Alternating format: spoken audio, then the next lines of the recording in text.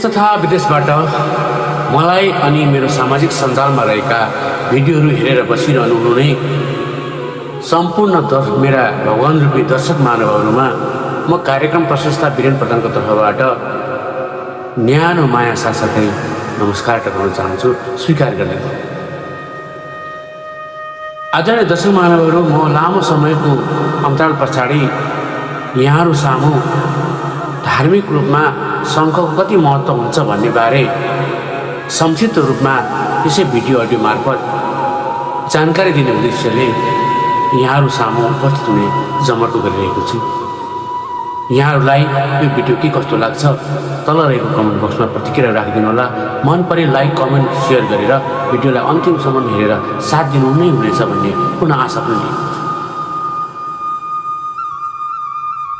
हो दर्शक महानुभावहरू, हजुरहरूलाई म शङ्खको बारेमा जानकारी दिने प्रयत्न गर्दैछु। हुन त मैले शङ्खको बारेमा यहाँहरूलाई जानकारी दिने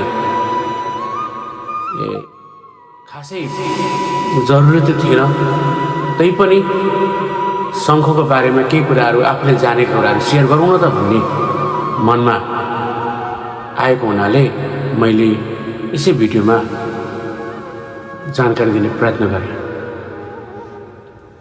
वास्तवमा शङ्ख दुई प्रकारका हुने गर्छन् अथवा चाहिँ मानिन्छ।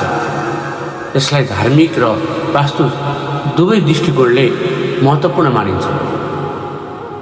हामीले शङ्ख दुईटा हुन्छ भन्दै गर्दा शङ्ख के हो त दुईटा भन्दाखेरि एउटा वामवर्ती शङ्ख जो चाहिँ बायाँ घुम्ने गर्छ, अर्को चाहिँ गौरी शङ्ख, यसलाई दक्षिणवर्ती शङ्ख पनि भन्ने गर्छ।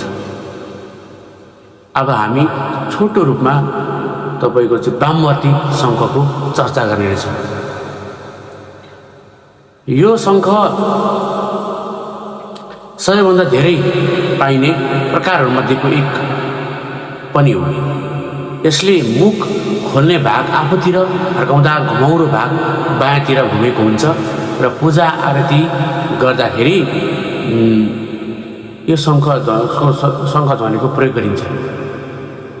यो वामवर्ती शङ्खको चाहिँ प्रायः पूजा आरतीहरूमा चाहिँ बढी प्रयोग गरेको देख्न सकिन्छ।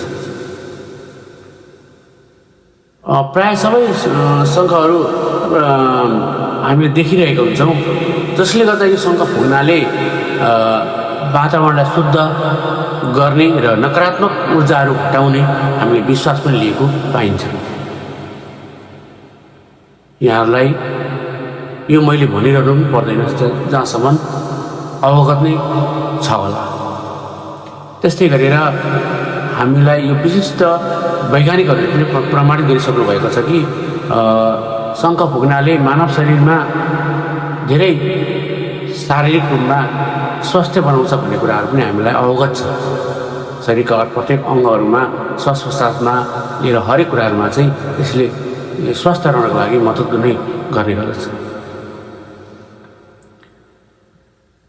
दर्शक मानवहरू, अब मैले यो वामवर्तीको त कुरा गरिसकेँ। अब हामीले चाहिँ गौरी शङ्ख अथवा चाहिँ दक्षिणवर्ती शङ्ख भनेर पनि जुन हामीले चिनेको थियौँ, यसको बारेमा म छोटो जानकारी दिने नै छु। यो शङ्ख चाहिँ विशेष गरेर एकदमै निकै दुर्लभ पाइने गर्छ। यो र दुर्लभ पाएकै कारणले गर्दाखेरि पनि यो शुभ मानिन्छ। दुर्लभ पाएको मूल्य चाहिँ होइन, दुर्लभ भएकोले र यो शङ्ख चाहिँ विशेष गरेर शुभ मानिने गरिन्छ। यो एकदमै प्राय न्यून पाइन्छ, जताततै जहाँ पाती यो भेट्न अति गाह्रो हुन्छ। यो शङ्ख चाहिँ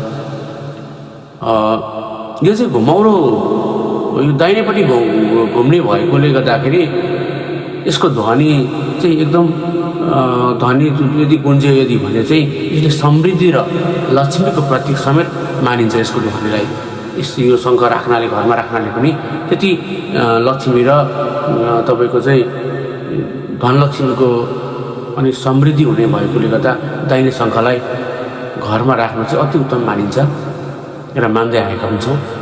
यो प्राय फुक्नलाई भन्दा पनि विशेष गरेर पूजा गर्नको लागि नै यो बढी प्रयोग गरेको देख्न सकिन्छ। धार्मिक हिसाबले अथवा त्यो धार्मिक हिसाब अनुसार विशेष प्रकारबाट चिनिने शङ्खहरू पनि छन्। ती के हुन् त भन्नाले गणेश शङ्ख भनेर चिनिन्छ, जो चाहिँ गणेशजीको सुनको जस्तो आकार रहेको हुन्छ। त्यसै कारणले यस शङ्खलाई गणेश शङ्ख पनि भनिएको हुनसक्छ। त्यस्तै गरेर हामीले गौरी शङ्ख, जो चाहिँ जोडी शङ्ख अथवा वैवाहिक सुखको प्रतीकले चिनिन्छ, होइन, चिन्ने गरिन्छ। यो त्यसै गरेर कामधेनु शङ्ख, जो चाहिँ गाईको आकृतिसँग मिल्दोजुल्दो भएकोले गर्दाखेरि यसलाई गौरी शङ्ख भनिएको हुनसक्छ। त्यस्तै गरेर अन्तमा चाहिँ तपाईँको विष्णु शङ्ख रहेको देख्न सकिन्छ। यो विष्णुसँग सम्बन्धित भएकोले गर्दा यसलाई विष्णु शङ्ख भनेर मानिएको हुनसक्ने धार्मिक धारणाहरू रहेको पाइन्छ। चाहे धार्मिक आस्था होस् या सांस्कृतिक परम्परा, शङ्खलाई पवित्र ध्वनि र सकारात्मक ऊर्जाको रूपमा मानिन्छ। यो दाहिने शङ्खको महत्त्व कति हुन्छ भन्ने कुरा चाहिँ यो भिडियोमा हेरिदिनु होला।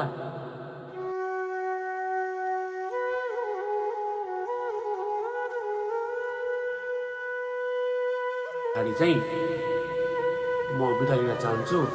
अन्तमा जाँदा यहाँहरूलाई यो यदि कमेन्टहरू राम्रो आएछ भने पुनः यो शङ्खको बारेमा अरू बढी चर्चा लिएर म उपस्थित हुने बाचासहित आजलाई बिदा हुन चाहे।